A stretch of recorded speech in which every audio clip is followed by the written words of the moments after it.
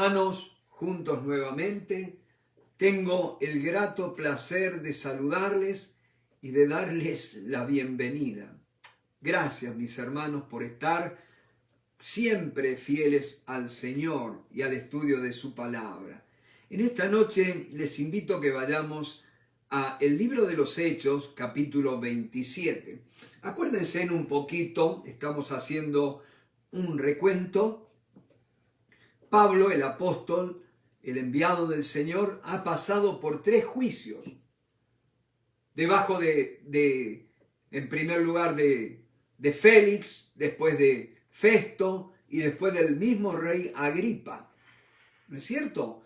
Y ninguno lo pudo condenar porque no hubo ninguna acusación que fuera válida, que fuera cierta. Y Pablo va a tener que soportar 4 años de prisión gratuitamente, porque las autoridades, al no encontrarlo culpable de ningún cargo ni contra el Imperio Romano, tenían que haberlo puesto en libertad. Pero claro, las autoridades no dejaban de ser políticos y querían quedar bien con los judíos, porque si soltaban a Pablo, se iban a ganar la antipatía de los dirigentes y aún del sumo sacerdote del pueblo judío, ¿no es cierto? Entonces no tuvieron el valor para soltarlo y el apóstol, haciendo valer su ciudadanía romana, va a apelar al César. Y eso va a ser un poco el cumplimiento de la palabra que el Señor le había dado, ¿no es cierto? De que era necesario que él testificara de Jesucristo delante de las autoridades en Roma. Y allí decían, Pablo se va a asegurar un viaje, se va a asegurar la custodia, porque mientras estuviera de viaje, estaba bajo la autoridad y la protección del mismísimo emperador. ¿Y usted sabe quién era el emperador en ese tiempo? Nada menos que Nerón, uno de los más sanguinarios emperadores que hubo, ¿no es cierto? Pero ahí está Pablo, este hermano nuestro, verdadero héroe de la fe, ¿no es cierto? Y decía, versículo 1 del capítulo 27, cuando se decidió que habíamos de navegar para Italia, entregaron a Pablo y a algunos otros presos a un centurión llamado Julio de la compañía Augusta. Y embarcándonos en una nave adramitena que iba a tocar los puertos de Asia, zarpamos, estando con nosotros Aristarco, Macedonia de Tesalónica. Ahora noten una cosa, cuando decidieron que iban a navegar para Italia, fueron embarcados, fueron puestos bajo la custodia de un centurión, y el centurión que tenía a cargo la compañía Augusta. Mis hermanos, hay que tener en cuenta, vamos a decir así, una compañía a cargo de un centurión eran entre 80 y 100 hombres. Y estas tropas se encargaban de custodiar no solamente los presos que eran llevados para Roma, aquellos que ya estaban condenados. El destino final era padecer allí en el Coliseo romano para entretener al populacho que deseaba ver sangre en esas horribles demostraciones que hacía Roma, porque de allí viene la frase pan y circo, ¿no es cierto? Entretenían al pueblo con pan y circo. Y los males siguen a través de los tiempos, ¿no es cierto? Yo siempre dije, no sé si algún día me gustaría conocer Roma, no creo. Pero si llego a ir a Roma, hay algunos lugares que no voy a ir. Y seguro uno es el Coliseo, ¿no es cierto?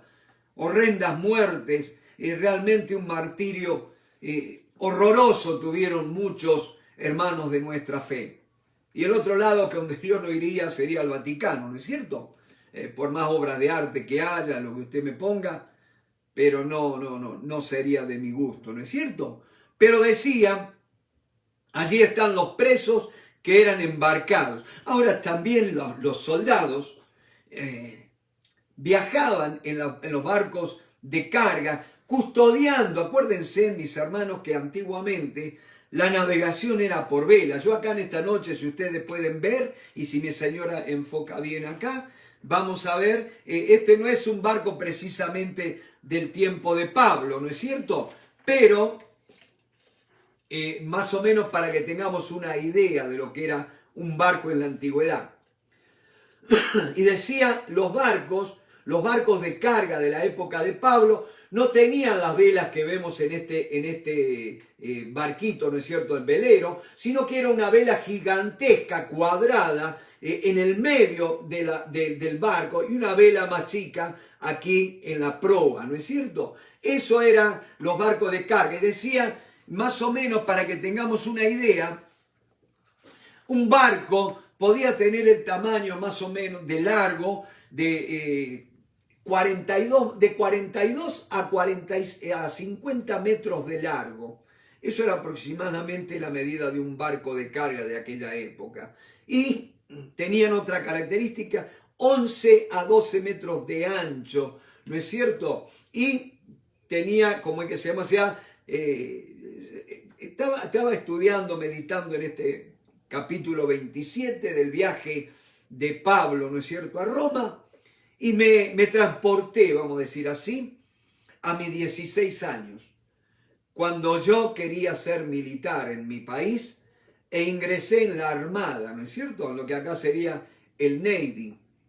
Y como cadete de allí de la Armada de mi país, recibí clases de navegación, ¿no es cierto? Y ahí donde te enseñan las partes de un barco, la estructura y todo lo demás, los nombres. Y cuando leía esto me sentía tan transportado a aquel tiempo, ¿no es cierto? Ahora fíjense en una cosa. Estos barcos no tenían timón, la rueda, vieron, para dirigirlo, sino que en la popa, o sea, en la parte posterior, tenían dos remos gigantes que para poder girar la nave para un lado o hacia el otro, se remaba de un lado o del otro con el remo para un lado o para el otro, y eso era lo que movía la nave. Todavía eran muy rudimentarias. Ahora, fíjense en una cosa. Esa va a ser la época de mayor expansión del Evangelio. Y en esta noche hay una palabra de Dios, mis hermanos. Todos nosotros, me hubiera gustado tener, ustedes me dicen, ¿de qué sufro? Y de falta de medios, ¿no es cierto? Me gustaría tener muchos medios audiovisuales, tan lindo tener los videos mostrando, ¿no es cierto? Pero bueno, es lo que hay, como decimos, y como dijo alguien, si tenés limones, hacé limonada, ¿no es cierto? Y bueno, y tenemos acá. Y hay una cosa, mis hermanos, aquellos que nos ven por Facebook, y los que no nos ven por Facebook pueden buscar en los mapas que tienen en las Biblias detrás, ¿no es cierto? Todavía las Biblias traen los mapas. Y ustedes van a ver que yo acá tengo la línea roja, que es la que va marcando la trayectoria de Pablo, que sale de Cesarea, de Cesarea Marítima, que era el puerto más importante de Israel, ¿no es cierto? Y de allí no eran barcos que cruzaban el mar, sino que iban navegando, era muy rudimentario, no tenían demasiados recursos, acuérdense, estaba muy primitivo todo, y entonces tenían que ir costeando, no se podían apartar mucho de las costas. ¿Y por qué? Porque ellos, fíjense, si ustedes ven, querían ir a Roma, pero en vez de agarrar para donde estaba Italia, agarran para el norte. Y acá hay una cosa primero que vamos a aprender, es que ellos van a llegar costeando. ¿Saben por qué navegaban hacia el norte? Porque los vientos que más sobresalían o que eran más seguidos eran los noreste. Eran los vientos que prevalecían. Entonces imagínense un barco de velas. Y tenían una condición estos barcos que no podían navegar en contra del viento, porque tenían una sola vela cuadrada.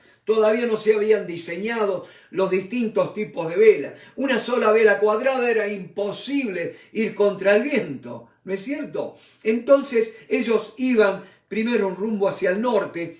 ¿Por qué? Esquivando un poco el viento del mar y buscando los vientos favorables de los vientos continentales, porque esos vientos lo iban a llevar, lo iban a empujar hacia la dirección que ellos querían seguir. Fíjense qué tremendo. La otra cosa es que todavía no había viajes directos desde Israel a Italia. Entonces ellos tenían que salir y llegar hasta un puerto en el Asia Menor llamado Mira. Y de allí sí había naves más grandes que se podían desplazar en viajes más largos, ¿no es cierto? Ahora dice que ellos se embarcaron bajo el mando de un centurión.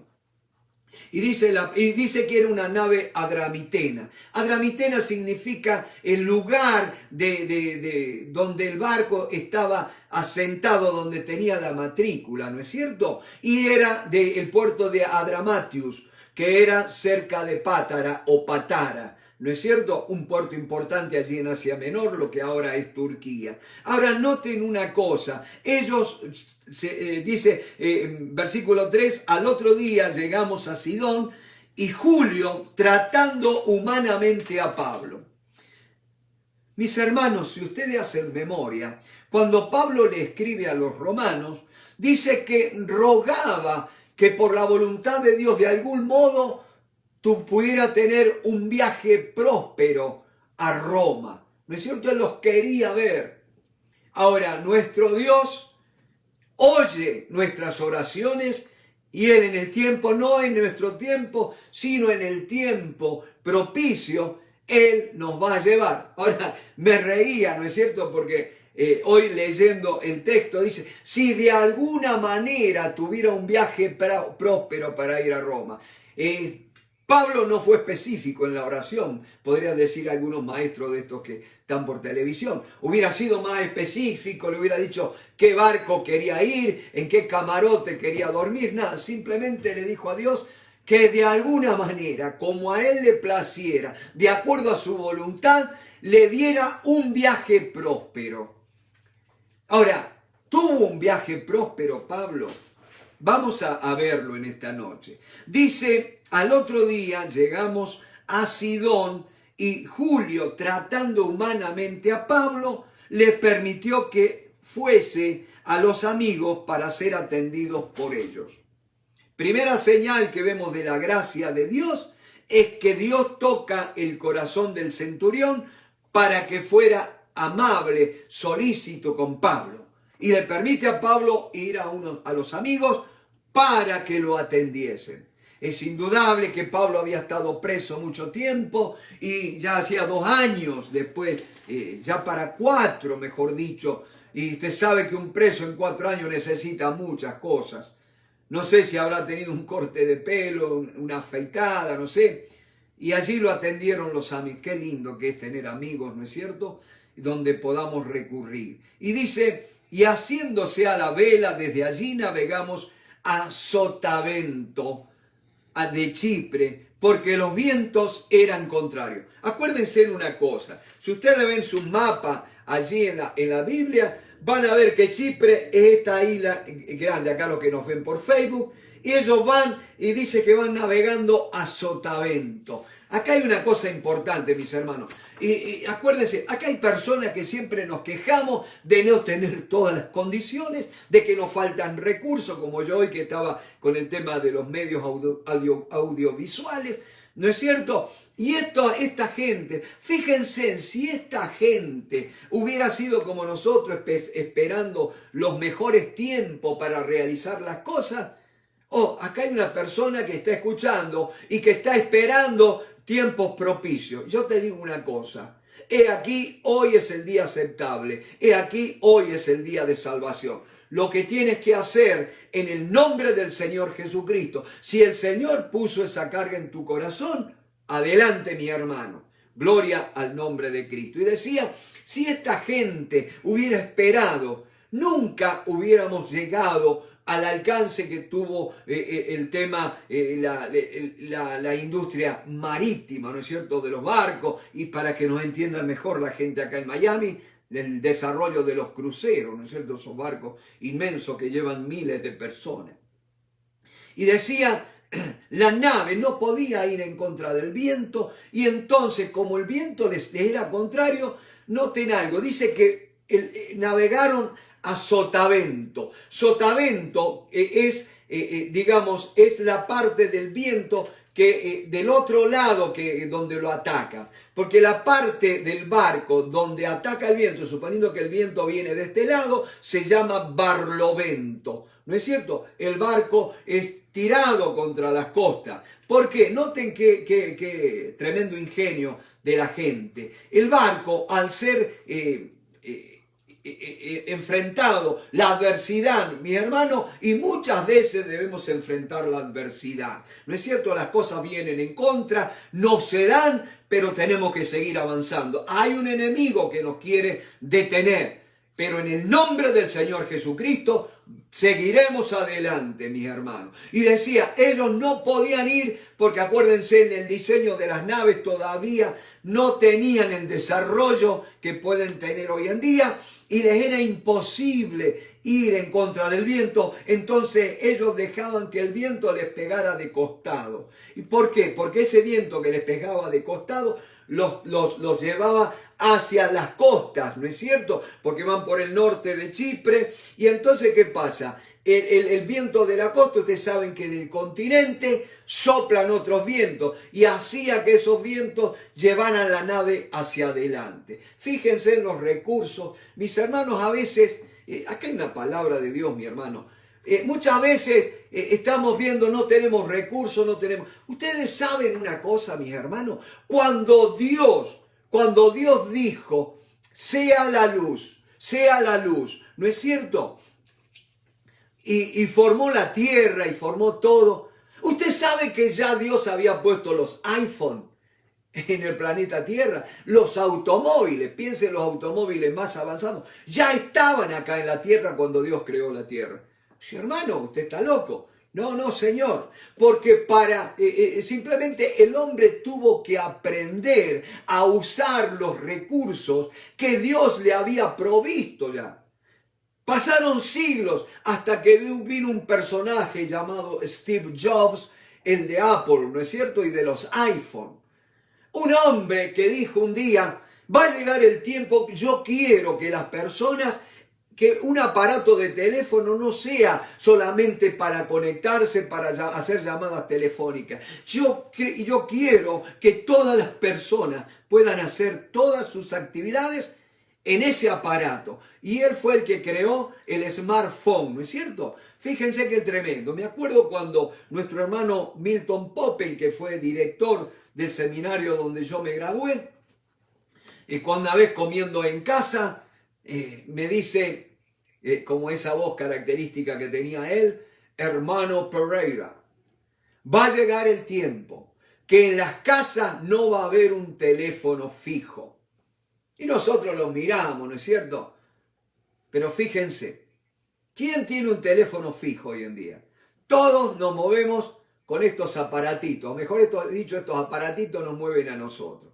Qué tremendo, ¿no es cierto? Pero ahí estaba. Simplemente se necesitaba que una persona pudiera descubrir todos los elementos que hay en este planeta. Y mi hermano, yo te digo una cosa. Muchas veces nos quejamos de falta de recursos, pero yo te digo, no mires más tus necesidades, tu escasez. Mira al Dios de toda oportunidad. Acuérdense, mis hermanos, a veces nosotros como buenos pentecostales decimos cosas que ojo no vio, ni oído yo, ni ha subido en corazón de hombre, y pensamos solamente en bendiciones espirituales. Pero ¿qué de las cosas materiales que todavía tienen que ser creadas, que todavía tienen que inventarse?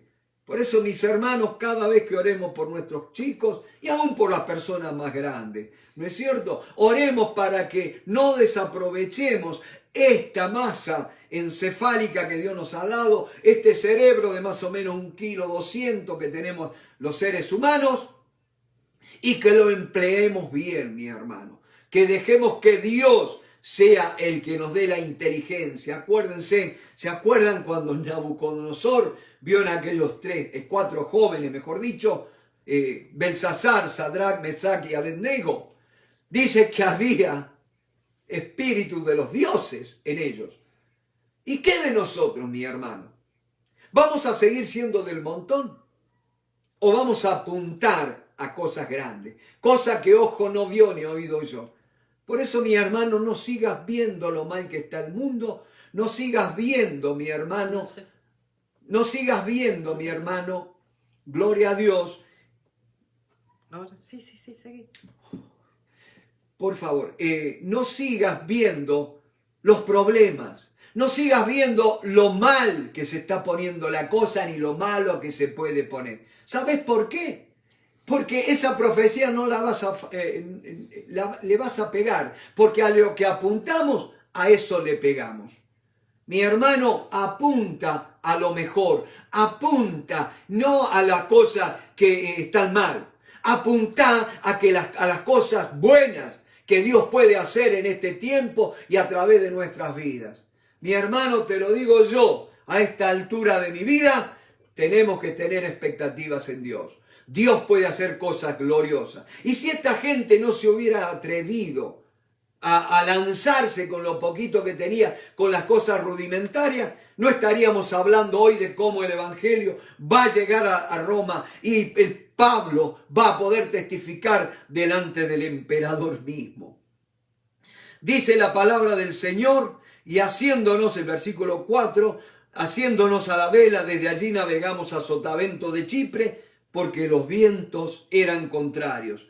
Habiendo atravesado el mar, frente a Cilicia y Panfilia, arribamos a Mira, ciudad de Licia, y hallando allí el centurión una nave alejandrina, que zarpaba para Italia, nos embarcó en ella. Ve que de ahí, de ese puerto, sí salían, vamos a decir, los barcos de larga distancia, vamos a decir, ¿no es cierto? Y esta nave, sí, era una nave con capacidad tremenda. Ahora, de Alejandría. ¿Qué llevaban de Alejandría, una ciudad de Egipto, para Roma? Llevaban cereales. Egipto en aquella época era un productor enorme de trigo, sobre todo. Y ustedes saben que las naciones, por más poderosas que sean, necesitan comida, ¿no es cierto? Gloria a Dios. Y allí de Egipto llevaban trigo para Roma, ¿no es cierto? Y allí, otra cosa, mis hermanos, Pablo va a llegar a Roma no en un barco de pasajeros, no existían, va a llegar en un barco de carga. Y hay algo tremendo, mi hermano. ¿Dónde dormían? Porque más adelante vamos a ver que eran 276 personas en el barco.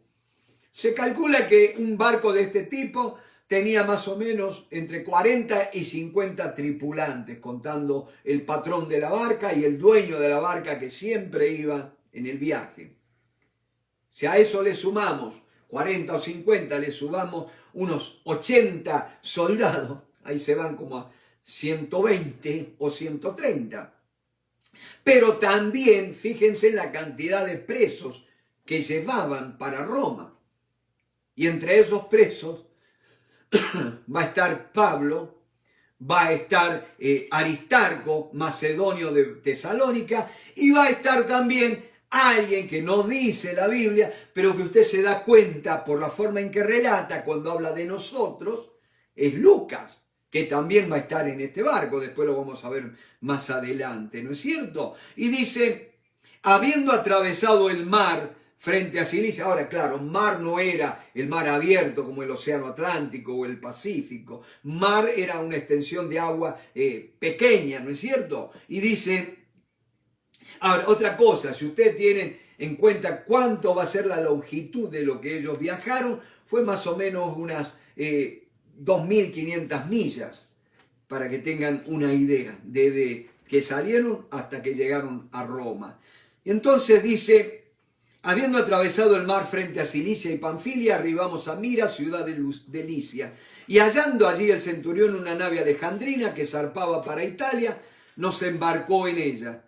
Navegando muchos días despacio y llegando a duras penas, frente a Gnido, otro puerto, porque nos impedía el viento, navegamos a Sotavento de Creta, frente a Salmón. ¿Ustedes se imaginan un viaje en barco siempre avanzando de costado?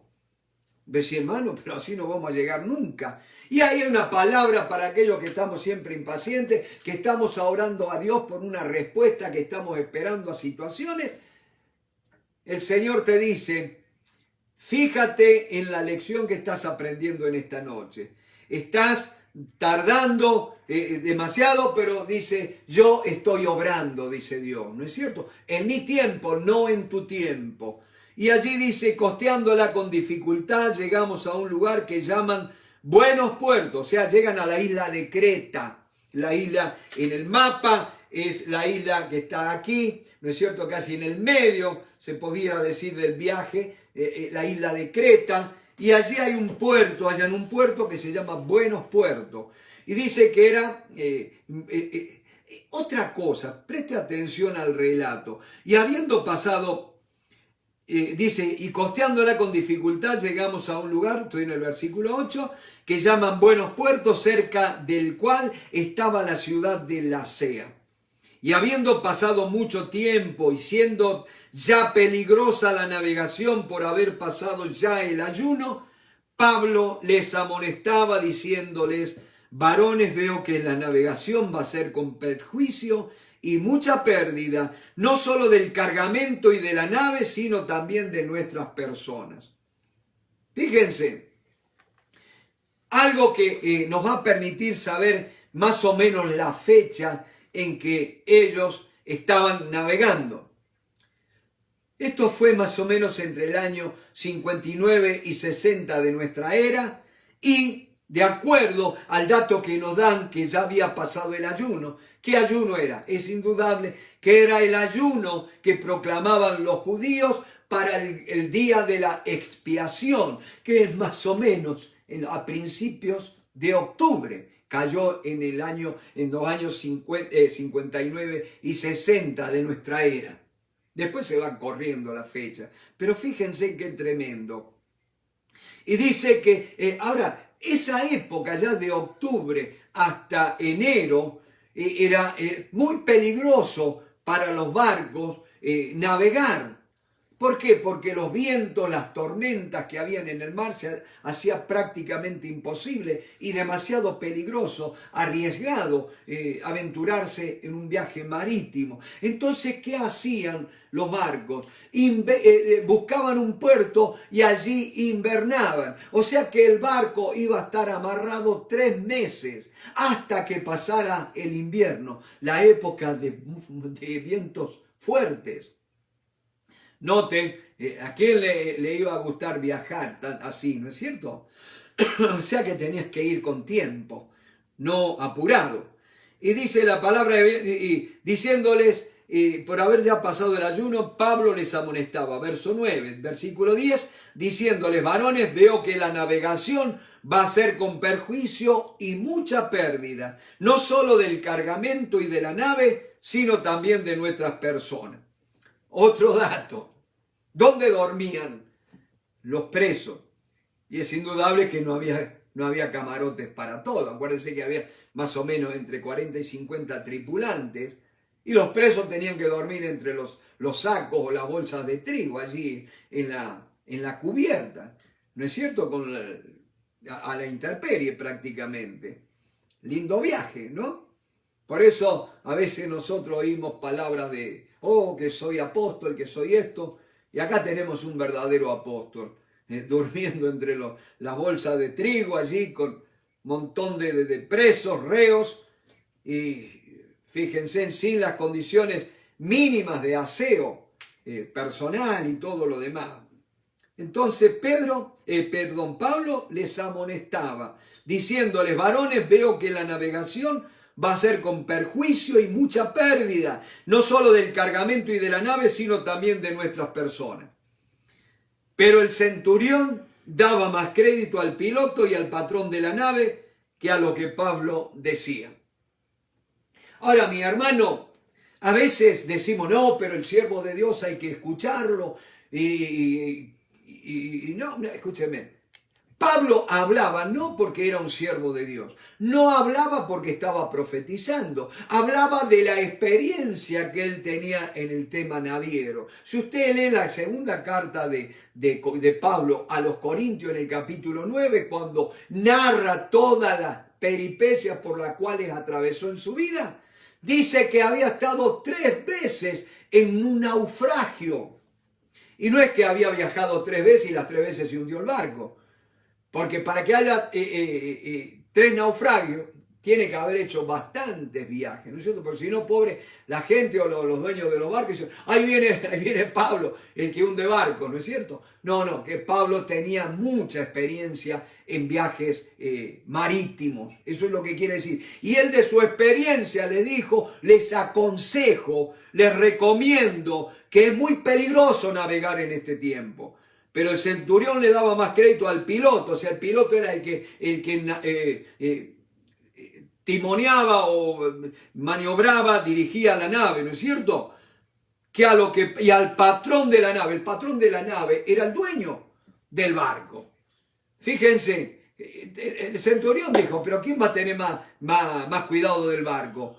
¿El timonel, el dueño o Pablo, que es alguien que está siendo llevado para ser juzgado?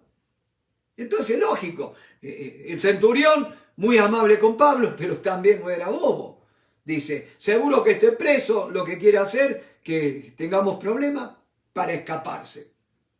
Entonces, no le hizo caso. Y siendo incómodo el puerto para invernar, la mayoría acordó zarpar también de allí, por si pudiesen arribar a Fenice, puerto de Creta, que mira al nordeste y sudeste, e invernar allí. Fíjense, buscaban un puerto que no fuera tan agitado, sacudido o azotado por los vientos, ¿no es cierto?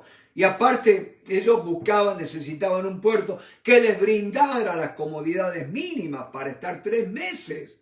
Acuérdense que eran 276 personas. Entonces dice, y soplando una brisa del sur, pareciéndolos que ya tenían lo que deseaban, levaron anclas e iban costeando a Creta. Pero no mucho después dio contra la nave un viento huracanado llamado Euroclidón. Note la palabra, un viento huracanado. Ellos deciden, en vez de permanecer acá, vamos a navegar porque hay una brisa favorable. Tengamos cuidado, mis hermanos, cuando a veces tomamos decisiones apresuradas porque vemos que las cosas son propicias.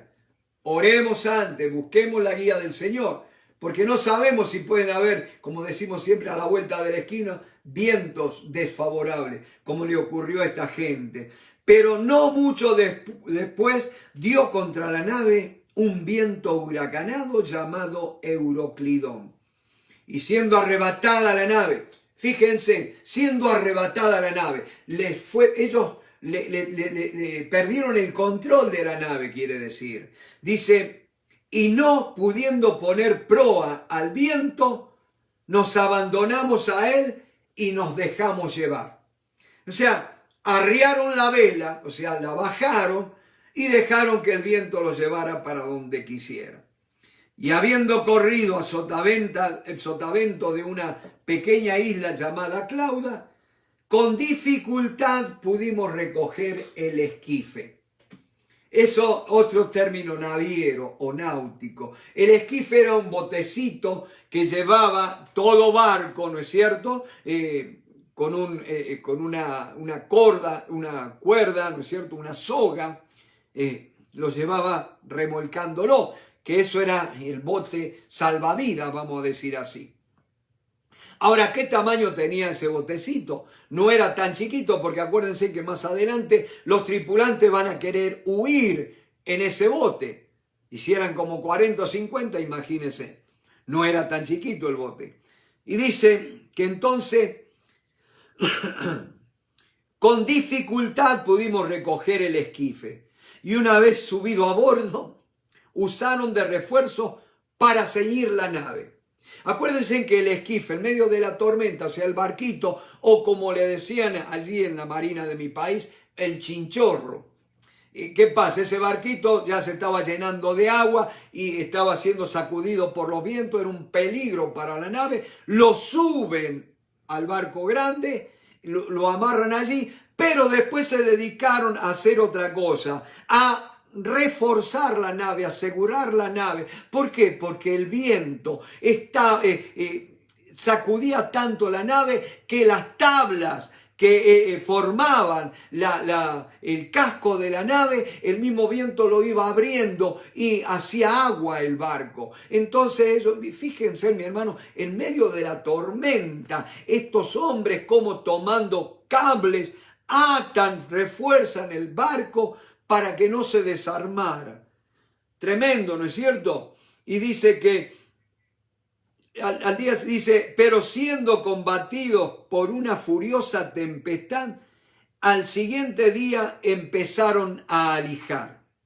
Alijar significa alivianar la carga del barco. Entonces, ¿qué hicieron? Y al tercer día, con nuestras propias manos, arrojamos los aparejos de la nave. Los aparejos son los aparatos que se usan como serían una especie de grúa para levantar la carga al barco. Los decidieron arrojar al mar para poder sobrevivir. Y no apareciendo ni sol ni estrellas por muchos días y acosados por una tempestad no pequeña, ya habíamos perdido toda esperanza de salvarnos. Entonces Pablo, como hacía ya mucho que no comíamos, puesto en medio de ellos, dijo: habría sido, por cierto, conveniente, oh varones, haberme oído y no zarpar de Creta tan solo para recibir este perjuicio y pérdida. Yo quiero que volvamos al versículo 20, donde dice, Lucas dice, y no apareciendo ni sol ni estrella por muchos días. Mis hermanos, ¿saben lo que es no ver ni el sol ni las estrellas durante muchos días? ¿Qué eran los elementos que ellos tenían para guiarse?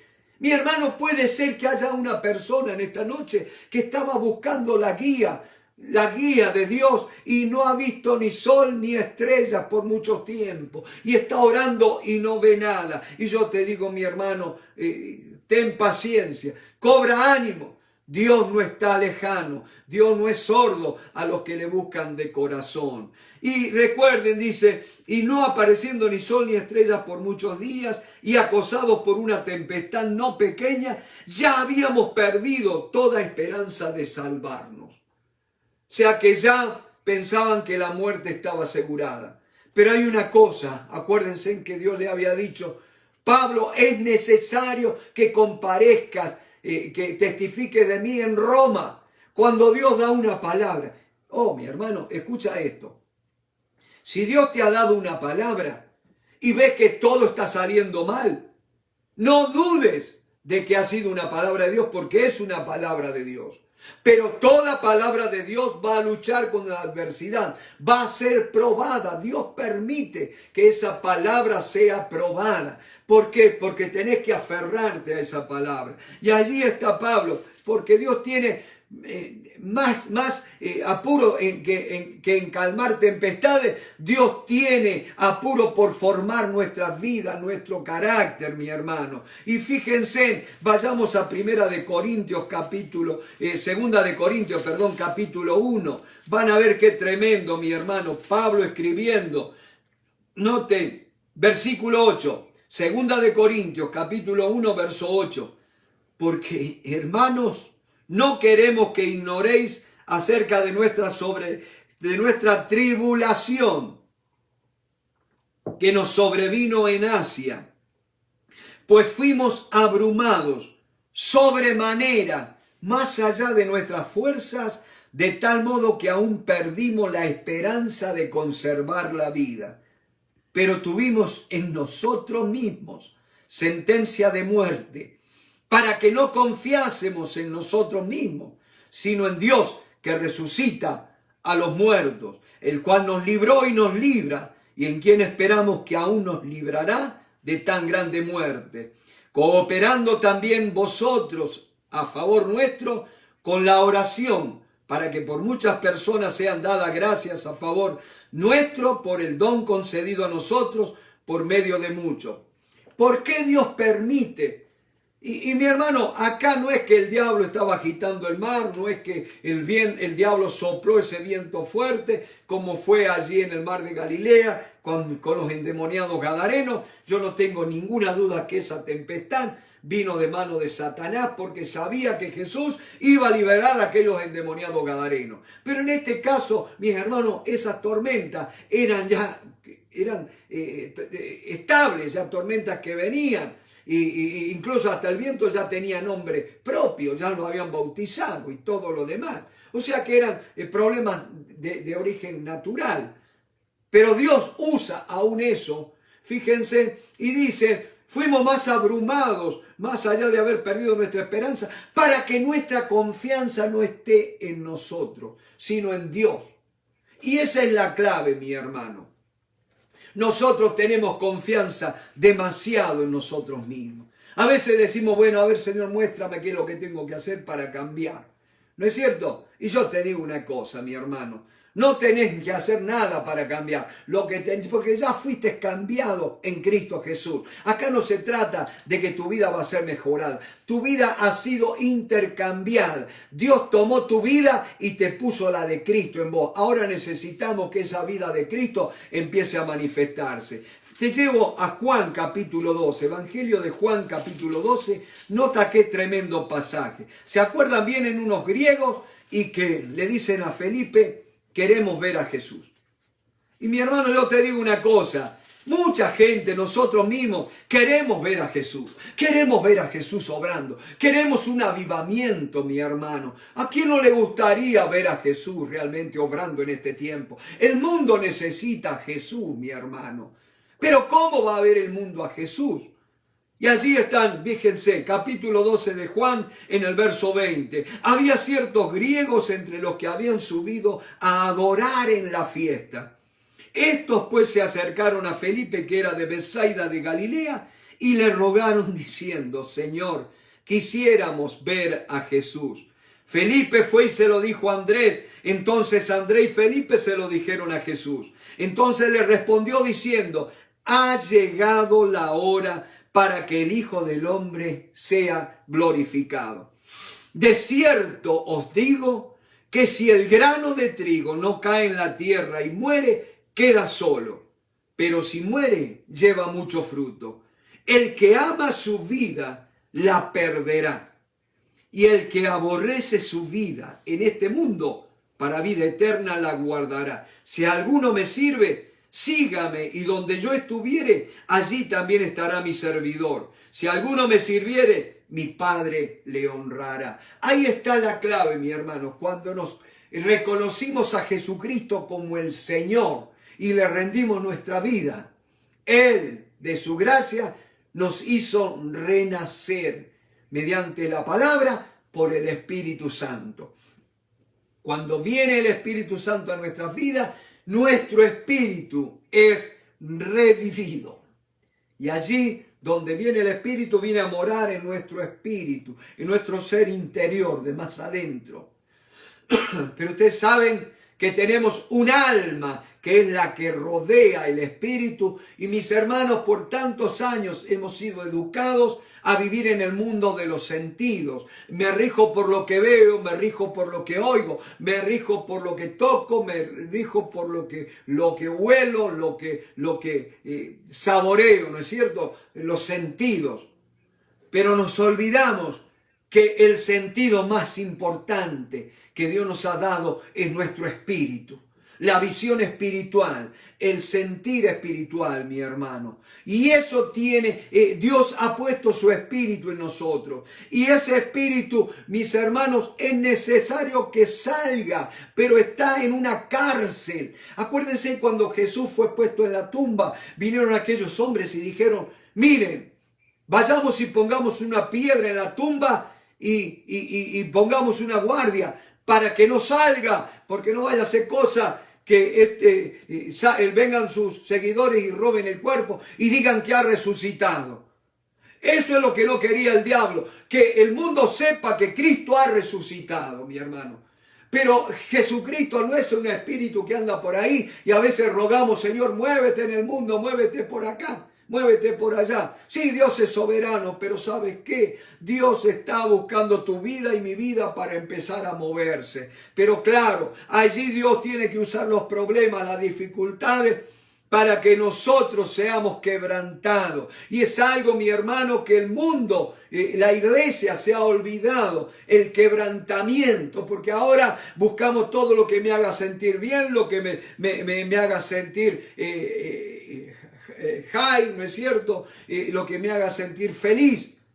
Pero nos olvidamos una cosa, mi hermano. Nosotros hemos sido llamados al servicio del Señor. Y es necesario que el grano de trigo que somos nosotros caiga en tierra. Caer en tierra es la muerte, reconocer que juntamente con Cristo hemos muerto y ya no vivimos nosotros, mi hermano. No dediques tanto tiempo a ti mismo, dedica más tiempo al Señor, a las cosas del Señor, a su palabra, mi hermano. Puestos los ojos en Jesús, el autor y consumador de la fe. Muchos hemos entrado en esta vida de fe, pero nos hemos quedado, estamos estancados. El Espíritu Santo dice: tienes que seguir avanzando. No me hagas que yo sacuda más las aguas en tu vida. El grano de trigo tiene que caer en tierra. Cuando cae en la tierra, ahí reconocemos que somos polvo. Ahí reconocemos nuestro origen. Que si no es por el soplo de Dios, somos un muñeco de barro inerte, mi hermano. Yo no sé quién nos ha hecho creer que somos grandes cosas, que merecemos mucha atención. Queremos micrófono todo el tiempo, queremos cámara todo el tiempo, queremos que se nos reconozcan y ahí hemos fabricado montones de títulos. Pero mi hermano, tenemos que morir al yo, tenemos que morir a esta naturaleza humana para que Cristo viva en mí. Si el grano de trigo no cae en tierra, por más que pidamos, Señor, trae gente a la iglesia, si los granos de trigo no caemos en tierra y morimos. Y yo te digo muchas veces, como argentino que soy, el olor a carne, el único olor a carne que me gusta es cuando está en la parrilla. Hay demasiado olor a carne en nuestras vidas, mi hermano. Tengo que decirlo, mi hermano, y no es que me esté en legalista, pero el corazón de Dios está dolido muchas veces por nuestras actitudes, por nuestro espíritu crítico, por nuestra soberbia.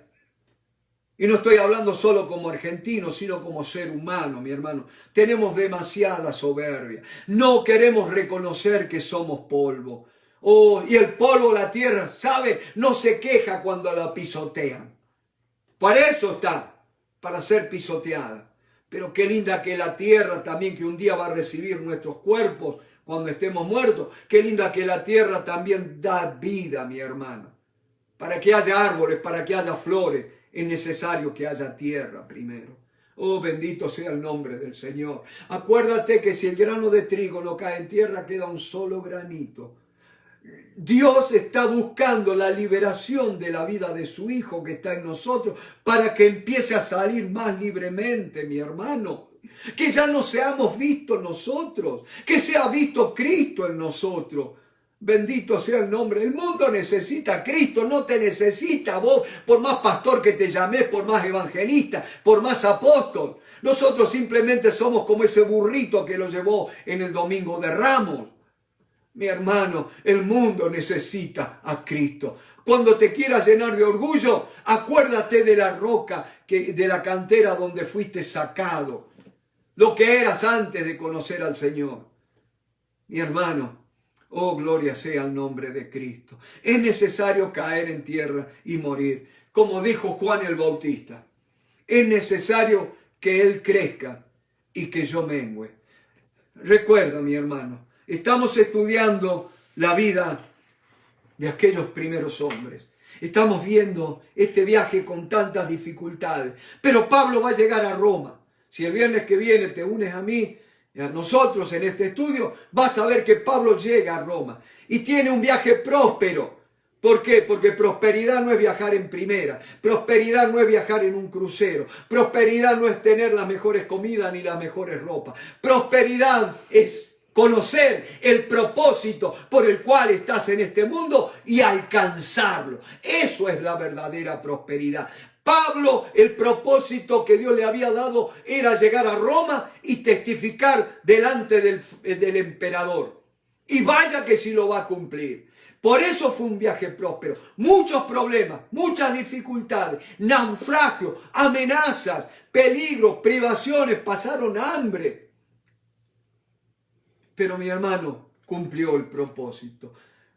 Eso es lo más lindo, que un día podamos alcanzar el propósito por el cual Dios nos salvó, y es que le sirvamos a Él. Dios te bendiga, mi hermano, y gracias por esta noche. Amén.